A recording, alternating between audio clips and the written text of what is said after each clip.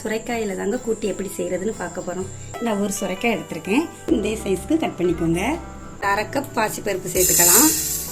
இதை ஒரு 2 நிமிஷத்துக்கு லைட்டாக வறுத்து எடுத்துக்கோங்க. இதை நல்லா கழுவி எடுத்துக்கலாம்.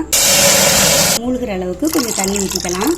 2 பச்சை மிளகாவை 2ஆக கட் பண்ணி வச்சுருக்கேன், அதையும் போட்டுக்கலாம். 4 பல் பூண்டையும் தட்டி எடுத்து வச்சுருக்கேன், அதையும் போட்டுக்கலாம். கூட ஒரு கைப்பிடி சின்ன வெங்காயத்தை 2ஆக கட் பண்ணியிருக்கேன், அதையும் சேர்த்துக்கலாம். 1/4 ஸ்பூன் மஞ்சள் தூள், 1/2 ஸ்பூன் மிளகாய் தூள், 1 ஸ்பூன் சாம்பார் பொடி, கொஞ்சமாக பெருங்காயத்தூள். நம்ம கட் பண்ணி வச்ச சுரைக்காயும் சேர்த்து நல்லா மிக்ஸ் பண்ணி விட்டுக்கலாம். ஒரு பெரிய சைஸ் தக்காளியும் போட்டுக்கலாங்க. தேவையான அளவுக்கு உப்பு சேர்த்து ஒரு விசில் விட்டு வேக வச்சு எடுத்துக்குவோம். ஒரு விசில் விட்டு வேக வச்சு எடுத்தாச்சு. இப்போ ஸ்டவ்ல ஒரு கடாயை வச்சு கொஞ்சமா எண்ணெய் சேர்த்துக்கலாம். நான் தேங்காய் எண்ணெய் தாங்க சேர்க்கிறேன். எண்ணெய் சூடானதும் 1 ஸ்பூன் கடுகு உளுந்தம் பருப்பு, 1/2 ஸ்பூன் சீரகம், காஞ்ச மிளகாய், கருவேப்பிலை.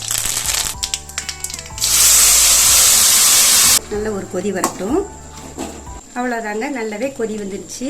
இப்போ லாஸ்ட்டில் கொஞ்சமாக மல்லி இலை போட்டு ஸ்டவ் ஆஃப் பண்ணிடலாம். இந்த சுரைக்காய் கூட்டு வெறும் சாதத்தில் விரசி சாப்பிட அட்டகாசமாக இருக்குங்க. ரச சாதம், புளிக்குழம்பு, தயிர் சாதம் எதுக்குனாலுமே வச்சு சாப்பிடலாம்.